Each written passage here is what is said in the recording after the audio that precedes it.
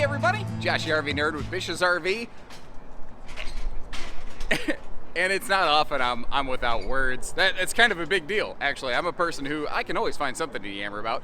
Behind us, we have what I'm going to lovingly refer to as a Franken camper.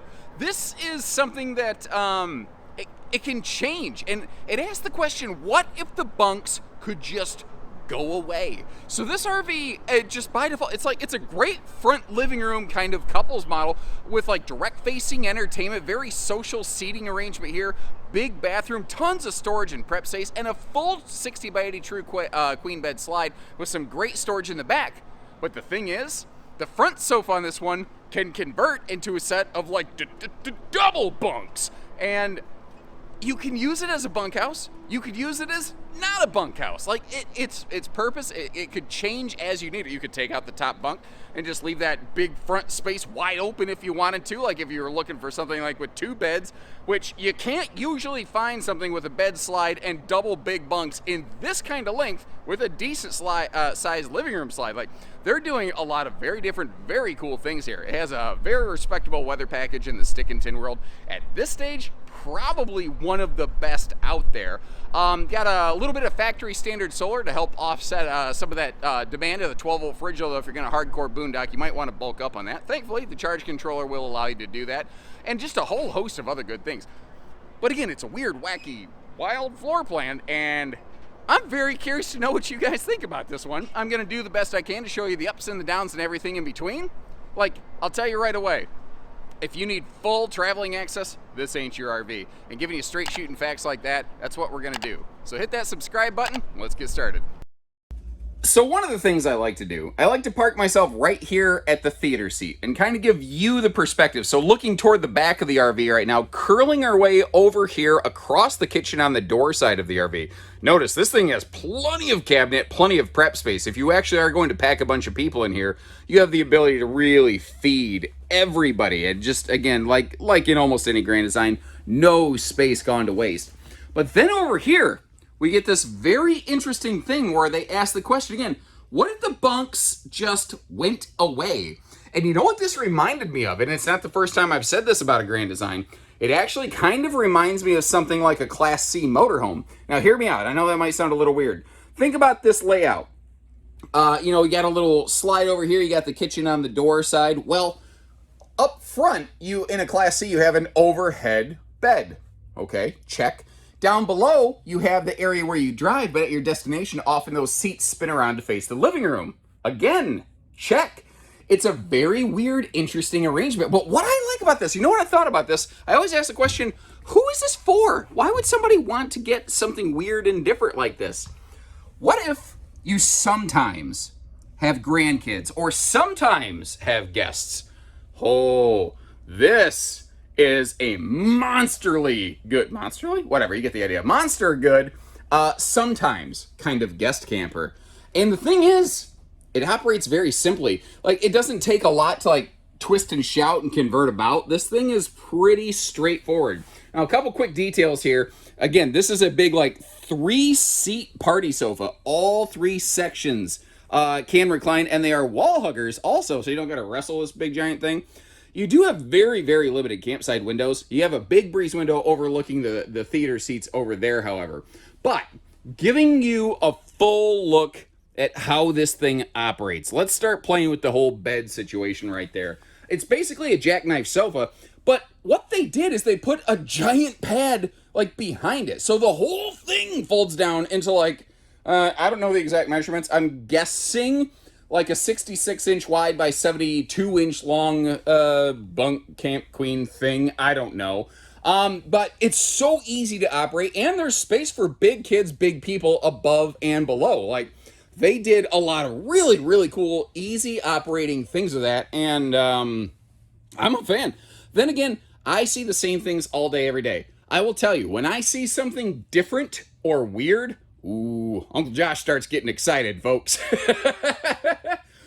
All pocket screwed cabinetry, by the way, sealed edge thermal foil counters all the way through. We're going to come back and get a better look at that kitchen all closed up. But as long as I was rolling with it, I figured I'd just go ahead and open everything around. But did you notice too, you've got that free floating table? Because you could ask the question, where do I eat in this thing? Well, they thought of that. And you can either use that like a dining table. You could use that like a little coffee table down below. You could use it at either of the double Dinofa sofas. And as you saw, you could actually use it as if this floor plan needed more of it, but you could use it as like extended prep space in the kitchen, or maybe just kind of like a hey kids, I'm cooking, I'm in the kitchen, this is a divider line, don't come in here, kind of like corral gate, if you will. Of course, you could all corral gate. That sounds like a scandal in Oklahoma having to do with cattle, doesn't it? Anyway, but you could also use that table outside if you wanted to. I love multi-function, flex function, multi-purpose features like that. Now, a couple details. Transcend is still using carpeting in the slides. In the stick and tin world, Jayco, east to west, a couple others have gotten rid of the carpet. Not everybody has. It does cost a couple bucks to do that. I like those outlets. Now, if you notice, that is right on the divider line of where the bunks will fold down here. If they folded down right now, my head would get squished down into my chest cavity. But, neither here nor there. We're not gonna, I don't even know why I felt the need to really stress and focus on that, regardless. Up top, you got the skylight giving us that sense of extra space. The TV you saw does pivot around, and that is a Roku Smart TV, by the way. Good prep area. Again, limited counter space, but with this being a stick and tin camper, one of the benefits this has versus a laminated thing, like imagine reflection, solid, they can't do this. They can't easily run wiring in the walls to put outlets down where you like them. That's actually one of the interesting, like, serious advantages that a stick and tin, or at least a non-laminated wall trailer has. Cedar Creek fifth wheels have a very similar benefit there. Now, this might be a deal breaker for some folks. It is a very large bathroom, but I always say but when I get into the bathrooms, and it makes me laugh because basically I'm a child. I'm a Toys R Us kid. Anyway, it's a, what was I going to say here? It's a big bathroom, but it's a walk-through bathroom. So if someone's in here using the shower, using the toilet, you do basically cut the camper off. Now, 6.5 foot tall ceiling means my head does need to be in that skylight, bobbing up and down like I'm steeping a tea bag or something like that. And over here, it does have a little bit of like linen, bath storage space, toiletry space. It is kind of open face storage. It's narrow enough, hopefully stuff doesn't get too much of a chance to jostle around in there. I do prefer something covering doors. I don't know, maybe I could come up with some kind of cargo netting to accomplish that. Now you have sliding privacy doors closing off the bathroom on both sides here. And in the bedroom, let me actually, you know what? I'm going to go about this in the reverse order that I actually planned on. But that's how I'm feeling today, folks. If we lay down over here, this true queen bed in a slide, 60 by 80 true queen bed in a slide over here. You see, you'd be staring at TV hookups. They do let you do a dealer's choice, bring your own. And down below, we've got some fantastic dresser storage. Now, interestingly, the bedroom has the best window. Somebody left you folks a message. Love you to the moon. Love you too, mystery chalk person. Anyway, what? Oh, I was like, why are the lights flickering? Because my elbow hit the light switch. Haha, magic. Anyway, what I was saying, the bedroom has the best window coverage of anything. Now, a really clutch cool detail over here in this bed slide. I like that they made the doors swing open so they don't drop down on your head. And we're in a dealer display. It's all decorated right now. But there's actually 2 sets of USB plugs up in there. It's a phone charge pocket, or, you know, a smartwatch charger, smart shoe charger. You get the idea. You got plugs up there. Again, we do have, it's not a short queen. I'm glad to see when they went east-west with the bed slide in here, they did stay true queen. I think that's a really good idea they had there. Now, storage down below, of course. Not to mention that full wall that we looked at, some serious storage space going on there. So the question I kind of have on this one, what's the road mode look like? Because I'm eyeballing it, and that refrigerator and that slide and that door, they look awful similar in size. This might get interesting. Well, crap on a spatula. I hate it when I'm right sometimes. I hoped I was eyeballing that wrong, but with this being a full, deep, true slide, the bathroom, the bedroom in the back, those will be lost in transit, unfortunately. That's kind of the catch-22 of having some of those bigger features sometimes. But You know, with this front sofa, if you want to stop and pivot that TV out, you could stop, you could make a sandwich, you could pull that table around, you got plenty of prep space. It's good for a travel stop. It's got well, it's snack-tastic, but it sure ain't nap and crap-tastic. Those are technical terms, by the way. Now, something I've started doing recently, giving you another look at the specs there, because I put them at the start of the video, and it's incredible the frequency of people who ask, like, what is the length? What are the holding tanks? Like, you already saw it, but I think, like, it wasn't important to someone yet, so I'm hoping that maybe by throwing them here in a second time, as well as writing them down in the video description area, we can help more people get more information. Now, it's personal, it's subjective. I think that these are some of the smexiest looking stick and tins out there because they don't look and read like a stick and tin. They, like, just the fade, the gradient, the color, the way it just, I almost said transcends from the front to the side, and I'm so disappointed in myself. Anyway, the way they just kind of bleeds down the side, you get the idea. Now, as you can see, you've got some fantastic patio awning space on this one. But you notice how that door is sitting there banging against the side of that awning arm? Thankfully, it's an anti-slam door, so it's not likely to really smash and crash too awful hard into that thing. But you really do want to make sure that it doesn't bang into stuff, basically. You don't want it banging into that awning sideways, as it were. That's kind of what I'm getting at there. Thankfully, power tongue jack on the front, doing the heavy lifting for us.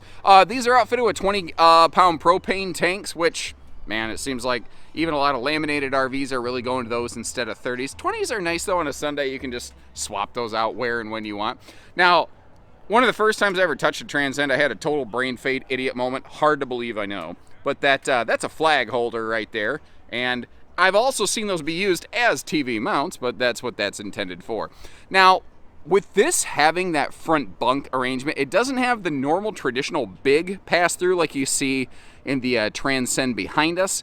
But I did sneak over to the opposite side and take a peek down there. And one of the nice things is it does still have that enclosed kind of basic docking center. And it still does have a full pass-through. It's just not super tall. So you're going to want to kind of keep that in mind. It is wide enough, though. I think, you know, your shallow bag toss games or whatever are going to work just fine over here. Now, as we work our way around, I got a feeling like someone's going to say, why didn't they extend the awning further? That's not a small awning. It's just a big blank sidewall. So it kind of looks small by comparison. If they wanted to go super duper crazy awning size, first of all, that's money. Secondly, it'd need like a center arm support, and anytime I've seen an awning with those, they get kind of sketchy over time in my experience. We, right at the back of the awning though, you do have a propane quick connect. So if you want to cook under the cover, or, you know, just beside it, you know, if you don't want to be like smoking out your picnic table, you got the room to do that. Now, again, you've got that enclosed forced air heated belly. They do, generally speaking, have one of the better weather packages I've seen. I haven't seen where Transcend has actually done 0-degree testing. Maybe I've missed something. I might have to double check their website on that. So standing here right now, I think the best I can describe it is extended season, maybe not what people refer to as 4 seasons, which is a phrase I despise, mind you. Now, what I do like, though, is that always on factory standard ladder getting us up there to that walkable roof. So let's take a little bit of a walk on the wild side, take a peek at that sucker. Up there you get to see the 165 watt solar package that is standard on these. Now, also along with that, I climbed on the back side of the RV again, and one of the things I wanted to showcase is even though you have a smaller front pass-through, you have an extra big pocket under the headboard area of the slide from the opposite side. So you got a Sir Mix-a-Lot double up kind of outside storage situation here. So I mean, we got to name it, right? Like I called it a Franken camper, you know. Frankenstein seems too obvious. By the way, Frankenstein was not the monster. Frankenstein was the doctor. Everybody gets that wrong. Myself included.